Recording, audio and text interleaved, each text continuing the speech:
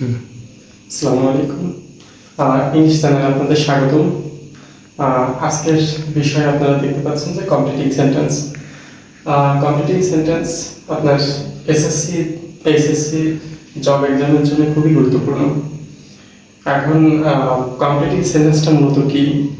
Completing sentence হচ্ছে একটি বাক্যে কিছু অংশ দেওয়া থাকবে না, তো সেই অংশটা আপনাকে পূরণ করতে হবে।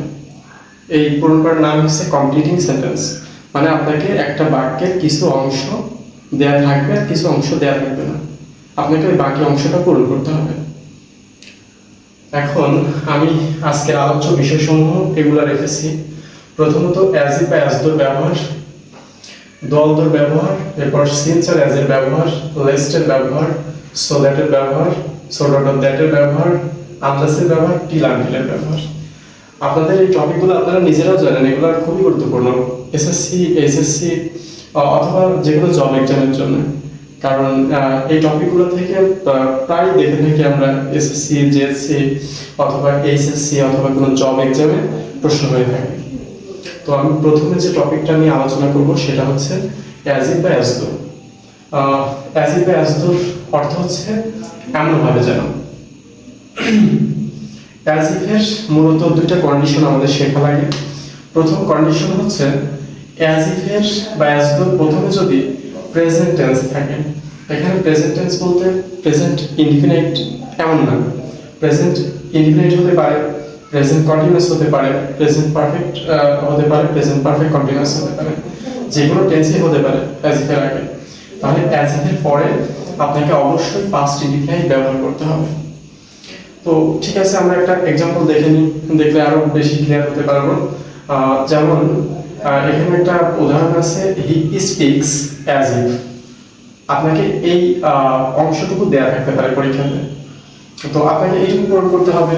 তো আপনি প্রথমেই এই অ্যাজ ইফের ফার্স্ট ক্লজটার দিকে লক্ষ্য রাখবেন, এটা কোন টেন্সে আছে সেটা আপনাকে দেখতে হবে। তো আপনি দেখতে পাচ্ছেন এখানে আমরা টেন্স চিনে থাকি মূলত ভার্ব দেখে। আপনাকে বুঝতে হবে যে এখানে ভার্ব কোনটা। আপনারা দেখতে পাচ্ছেন এখানে স্পিক্সটা হচ্ছে মূলত ভার্ব। তাহলে আপনি বুঝতে পাচ্ছেন স্পিক্স এটা প্রেজেন্ট টেন্সে আছে। প্রেজেন্ট টেন্সে থাকলে আমার প্রথম রুলস অনুযায়ী যে প্রেজেন্ট টেন্সে থাকলে অ্যাজ এর পরে অবশ্যই আমাকে পাস্ট ইনডিফিনিট ব্যবহার করতে হবে। তো ঠিক আছে, আমি একটা ক্লজ ব্যবহার করলাম অ্যাজ এর পরে, যেটাতে এইখানে দেখতে পাচ্ছেন আপনারা পাস্ট টেন্স ব্যবহার করেছি। তো এর ফুল মিনিংটা এরকম দাঁড়াচ্ছে, হি স্পিক্স অ্যাজ ইফ, সে এমন ভাবে কথা বলছে যেন হি নিউ এভরিথিং, সে সবকিছুই জানতো। এটা পাস্ট টেন্সে ব্যবহার করেছি কারণ এখানে প্রেজেন্ট টেন্স ছিল। প্রেজেন্ট টেন্স থাকার ফলে আমি এখানে পাস্ট ইনডিফিনিট ব্যবহার করেছি, কারণ এখানে এটা হচ্ছে অ্যাজ ইফ এর ব্যবহার। অ্যাজ ইফ এর প্রথম রুলস অনুযায়ী এটা আমরা বসাইলাম। এরপরে দেখি পরের যে রুলসটা আছে, সেটা হচ্ছে অ্যাজ ইফ এর আগে, অ্যাজ ইফ এর আগে যদি পাস্ট ইনডিফিনিট থাকে তাহলে আপনাকে অবশ্যই পরবর্তীতে পাস্ট পারফেক্ট ব্যবহার করতে হবে। তো একটা উদাহরণ দেখলে সম্ভবত আরো ভালো ক্লিয়ার হওয়া যাবে। তো ঠিক আছে, আমরা এখানে দেখে থাকি যে অ্যাজ ইফ এর আগে কোন টেন্স আছে। অ্যাজ ইফ এর আগে টেন্স যেহেতু আমরা চিনে থাকি হচ্ছে ভার্ব দেখে, তাহলে আমরা অবশ্যই ভার্বের দিকে লক্ষ্য রাখবো। স্পিকের পাস্ট ফর্ম স্পোক, এটা কিন্তু আমরা সবাই জানি। তো ঠিক আছে, তাহলে আমাদের অ্যাজ ইফ এর পরে নিয়ম অনুযায়ী পাস্ট পারফেক্ট বসানোর কথা। তাহলে এখানে দেখেন সাবজেক্টের পরে আমি হ্যাড নোন ব্যবহার করেছি। এর কারণ হচ্ছে যেহেতু পাস্ট পারফেক্ট ব্যবহার করতে হবে, আর পাস্ট পারফেক্টের স্ট্রাকচার অনুযায়ী আমরা জানি যে subject plus had plus V3, সবাই জানি আমরা। তো ঠিক আছে, আমরা সাবজেক্ট ব্যবহার করেছি, হ্যাড ব্যবহার করেছি, V3 ব্যবহার করেছি, তার মানে এটা একটা পাস্ট পারফেক্ট টেন্স।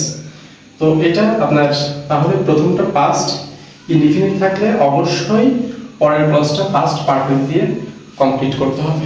এটাই ছিল আজকের অ্যাজ ইফের বা অ্যাজ দো নিয়ম।